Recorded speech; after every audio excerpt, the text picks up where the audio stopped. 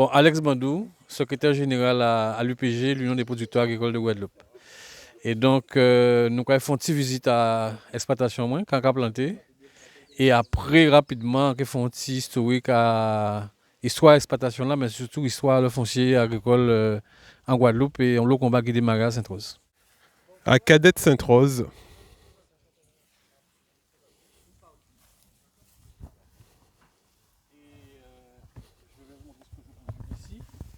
Et après, je vais vous faire un petit topo historique rapidement sur l'histoire du foncier en Guadeloupe, globalement, mais beaucoup de combats qui ont démarré à Sainte-Rose. Et ici, nous sommes sur un symbole de résistance, là. C'est un symbole de la désobéissance. D'accord? Quand vous parlez de désobéissance et de résistance, vous faites allusion à quoi? Mais justement, c'est parce qu'en fait, toutes ces terres-là appartenaient effectivement à un certain moment aux usiniers. Que ce soit Bonne-Mère, que ce soit Gosse-Montagne, que ce soit l'usine du Comté qui existait. Et à un moment donné, on a voulu casser un petit peu le rythme de la production carnière ici en Guadeloupe. Et des capitalistes étrangers ont acheté beaucoup de terres ici, singulièrement la compagnie fruitière, qui a vaché ces terres-là d'ailleurs, et qui voulait bannir la production carnière pour faire de la production de bananes et de l'ananas, en grande quantité, à gros volume. Et donc, les camarades de l'époque ont occupé les terres. Le soir, la journée, la compagnie fruitière plantait de la banane. Le lendemain, c'était de la canne qui était plantée. C'est dire le niveau du combat, d'accord? Donc vous enleviez carrément Oui, on enlevait. ce qui était Je planté. n'y étais pas encore, hein. J'étais très jeune parce que c'est dans les années 70, 80, d'accord? Et après, c'est de là que partira l'idée d'aller faire de grandes occupations de terre sur toute la Guadeloupe et singulièrement ça démarre à Sainte-Rose. Mais je donnais un peu là-haut tout à l'heure l'historique de ces occupations. Je faisais essentiellement de la canne, d'accord? Et à un moment donné, j'ai pris la décision de faire de la canne, certes, mais autre chose aussi, d'accord? Et c'est comme ça, c'est comme ça que j'ai planté 8 hectares en coco, d'accord? Ici. Je continue à planter de l'ananas. Je suis en train de préparer des terres là pour de l'ananas. Là-bas, c'est de l'ananas, d'accord? Je récupère justement les plants qui sont là-bas pour venir planter là. Donc, voyez tout au fond, ben, justement, on peut voir d'ici avec le zoom hein, les plants qui sont tout au fond, qui vont être récupérés. Et voilà, sur toute cette surface.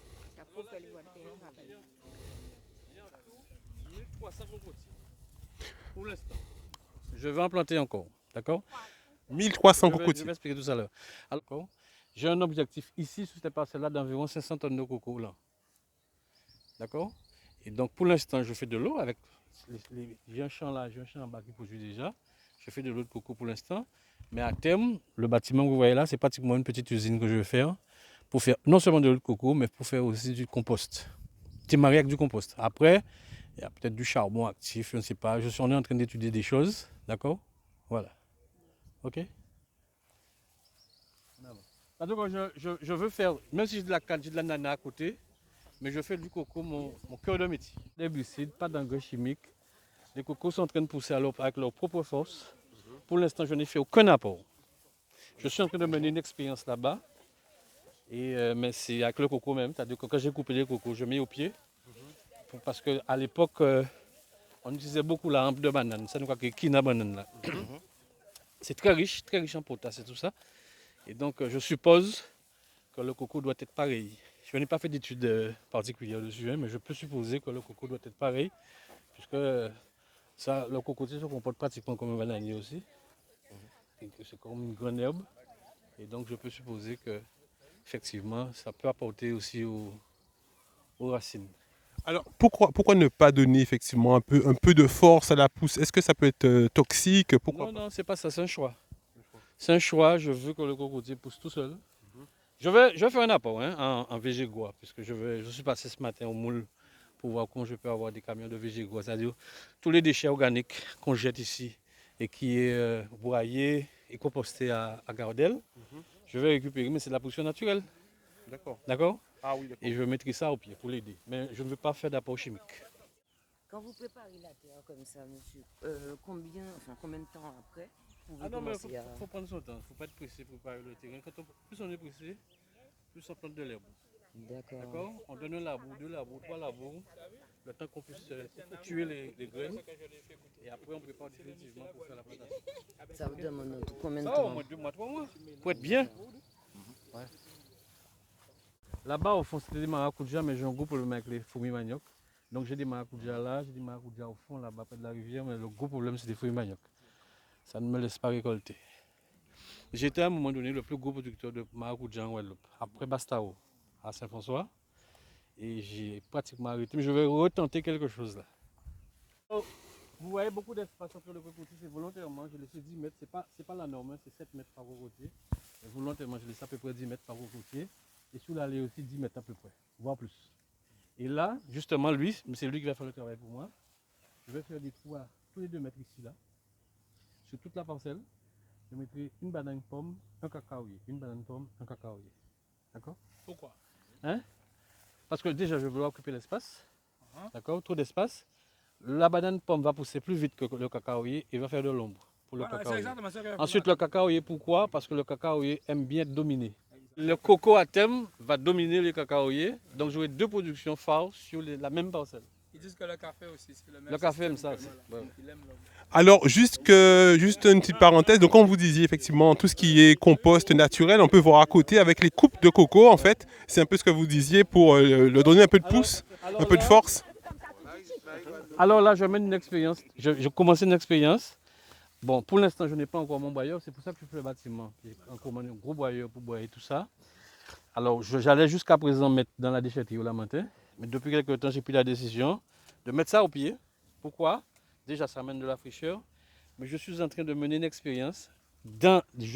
J'utilise quelques cocos comme substrat pour planter des giromons. Donc, il y a des giromons qui ont été plantés d'ailleurs.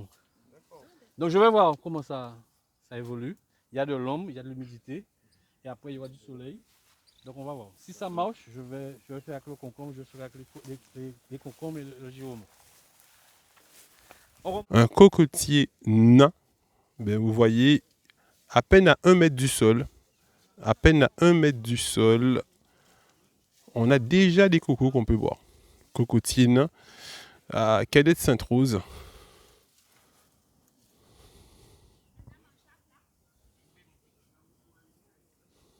Ça belle là, nous sortir donc de côté de la CHU et là nous avons un changement, c'est-à-dire nous contre les agriculteurs, c'est eux qui nourrissent nous et souvent peut-être ou dans cadre ou pas sortir dans le cadre là que météo là et on rend compte que les agriculteurs, les agrotransformateurs ont une histoire à raconter et c'est eux qui nourrissent nous.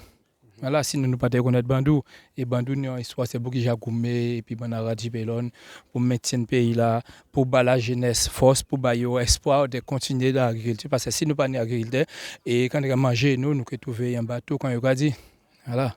Mais justement, ben, nous n'y en jeunesse à côté de nous, nous avons demandé qu'est-ce a pensé de ça. Jeunesse, effectivement, la jeunesse qui a goumé aussi, mais pour la plantation, pour l'économie de la Guadeloupe, parce que nous connaissons dans différentes luttes nous avons, mais aussi de tout ça qui valait en nous ici, alors qu'à ça faire des travail en symbiose avec effectivement Grenoble là ça aussi.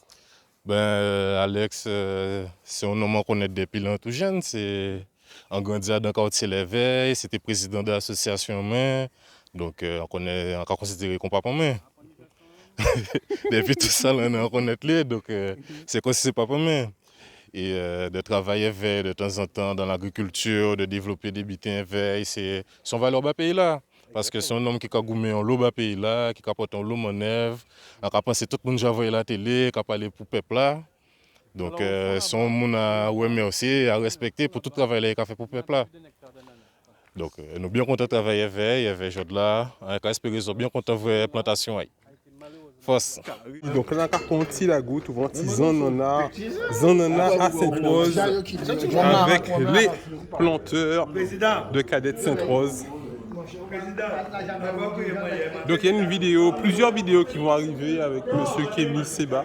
Là on vient de finir et nous avons fait la goutte et puis moi on prend un bon petit morceau Zanana sans engrais de Sainte-Rose. La puissance mon gars. Chaud.